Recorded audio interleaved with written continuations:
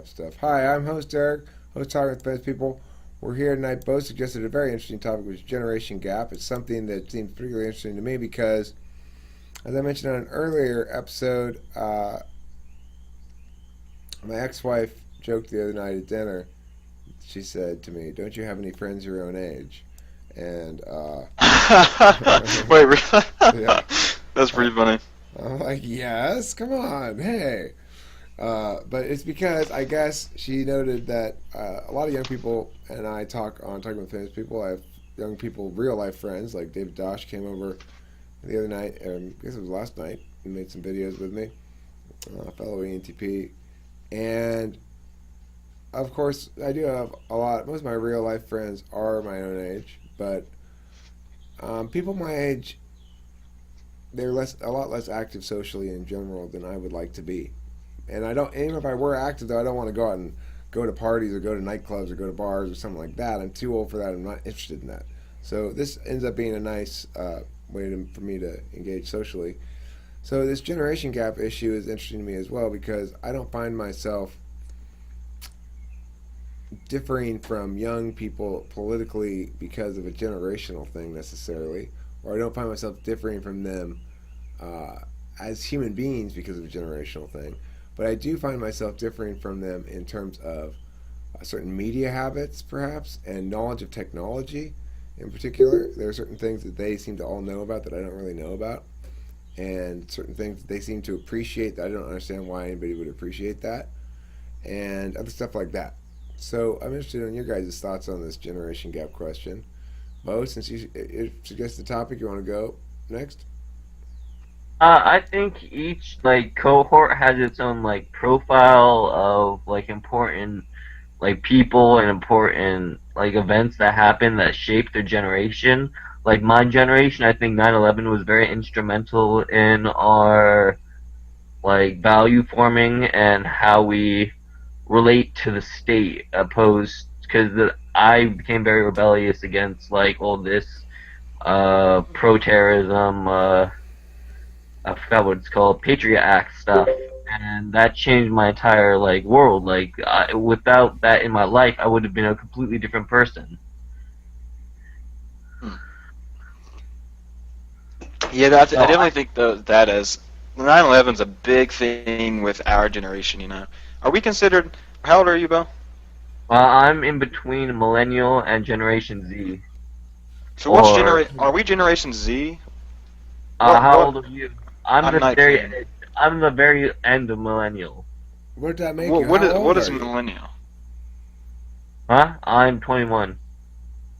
I would probably be in the same boat than I think. What is millennial? Is that someone who grew up during 2000s? The 90s. I think I would. I was born in '97, so does that make me a millennial or Generation Z? Z, Probably late probably. millennial. I'd say Z. Hmm. Yeah, it's whenever people You're on want the it to be. border. It goes by seasons. Yeah. Meanwhile, I'm But yeah, I Generation think X. Generation X. Mhm. See, my friend, I wasn't really in an argument with him, but I was discussing. He thinks that millennials are the people who were like 20 years old when the millennia hit, and I was just like, I'm not sure that's right. And he's just like, no, yeah, that is right. And I was just like, well, then what are we then? And he's like, I think he said Generation Z or something, but It's because it's because there are periods of crisis and periods of awakening which shift back and forth between every 40 years or so, so that whenever a big war is coming up, a crisis forms and that catalyzes the efforts for unification under a certain ideal, and that becomes a civic generation. So millennials are a civic generation because of our entire global terrorism and uh, environmentalism crisis. So that I solidifies a can certain think of ideal plenty within of us. examples of And civilizations that don't follow that rule you just proposed. how so? Well, I mean, there's lots of civilizations that have not followed that rule. Look at China, that had periods of hundreds of years of relatively little or no war, or war that didn't impact most of the population. That I would think that's because and their culture didn't expand much, did it? Well, no, but what I'm saying is the fact that the generations may follow this rule for a couple of times in the 20th century and the 19th century doesn't make it a rule that we can anticipate will be repeated. As technology I think it's improves, things actually a more change. European centered thing. It goes back all the way back to ancient Rome and a lot of their traditions of the seasons. Okay, well, fine. I'm not saying that there's not elements, good analysis in that perspective of things.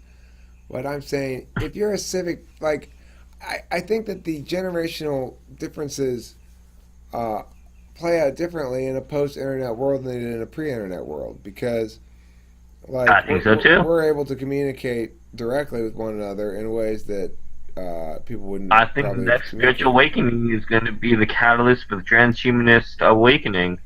And what happens then? We all just sprout wings. We biodiversify. I mean, we get to have dogs as arms and cats as feet. We can biogenetically enhance our entire species. We Well, can that's what I excel at want. an accelerated I want dog arms and cat feet. rate. And for instead of feet, I want large cats that walk around. So I just have to stand still, and my cat feet walk for me. I mean, the ethical and moral implications about what we consider like important in life itself, like those divides have to be made somewhere, and those ethics have to be drawn some between the distinctions of our values. And if we don't form those distinctions, we just are oblivious to it, and it's gonna hit us like a brick. What distinctions do you think we need I to think that's an form? interesting analysis. What distinctions do you think we need to form? Like, is life sacred, or is life invaluable, or is life recyclable? Is death an important thing to factor into our morality? And death becomes a very important concept if you're working with Darwinianism, because that's the very factor that drives Darwinian theory, is that species die so they can replicate a new batch that best survives, so that the best only survive. That is a essential element of classism that we have to arrange within our society to accept or to go in a different direction. But that Do you doesn't think that justify these moral crimes. the Go ahead, Zach. Sorry. well, that's fine. Do you think, Bo, that the new moral implications, ethical implications we have that are arising now with transhumanist stuff like that, do you think that is something that has occurred as a result of living in like a post-God world with Nietzschean philosophy? Definitely, I think it's our trying to recreate that within ourselves, that immortality wish. Hmm. It's a really interesting way to look at it. And I think it's very idealistic. I don't think it's going to go very like. It's gonna like go places, but I don't think it's going to become such a dominant part of our ideology that we decide to change our entire like species just to fit that stereotype. I think we should be trying to build reactions against it and trying to temper in certain like enhancements at different periods of time so that we can gradually get the species to be I mean, all gonna die eventually, so I think we should just try and perpetuate the best species we can going forward. Hmm. That sounds like an argument in favor of eugenics, though.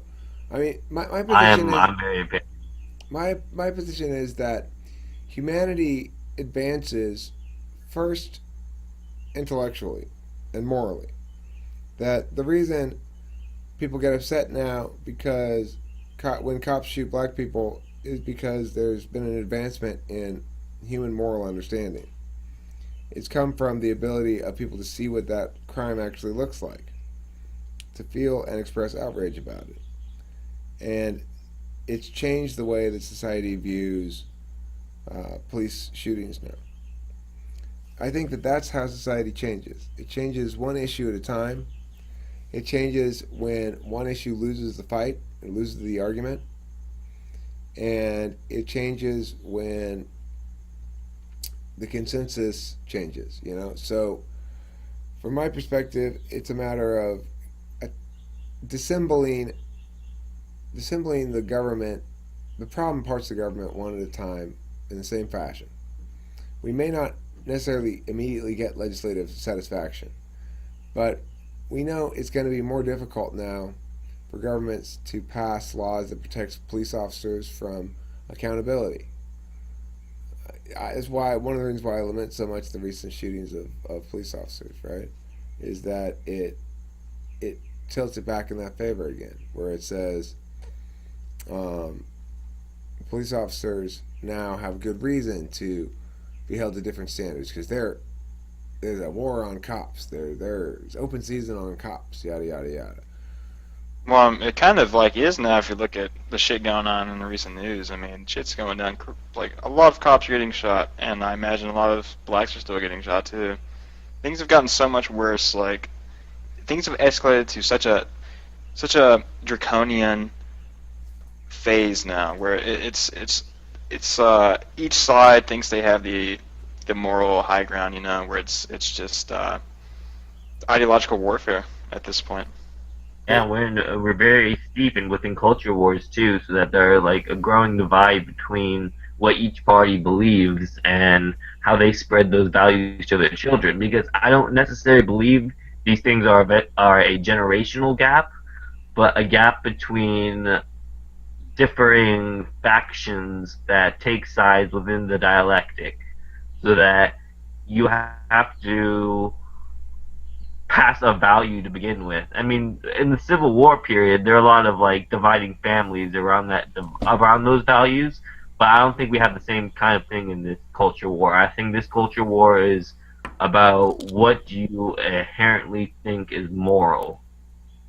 Okay, And but here's I the think thing. You guys a lot of the probably older don't. people are a lot of the church folk who want our old culture are going to say that life is sacred and that we shouldn't change our form at all. Okay, but I don't think there's going to be a lot of resistance about that because at the end of the day, the issue will come down to individuals making decisions for themselves, and that'll be the issue. What I'm saying is, When the individual dies, when that God finally goes away, what happens afterwards? well, until we I solve think like that, what happens afterwards is with the realization that I think a lot of that stuff is left over from. I think the Nietzsche stuff is very important to bring up because once you remove any concept of any any meaningful framework of God, then the next thing to inherit that moral agency is something like a state, and you abolish that, and it's just going to turn into like Bo said, like some sort of dialectic where each faction inherits the moral legitimacy, you know, and that's where the ideological warfare comes into. I think that a lot of the ideas that life is sacred, that we have a metaphysical aspect of us that's going to exist beyond our life, is really just echoes of past traditions that no longer are meaningful in a modern world, and that with the significance of that, I think is going to come with eugenics and stuff like that. well, number one, I think that you guys are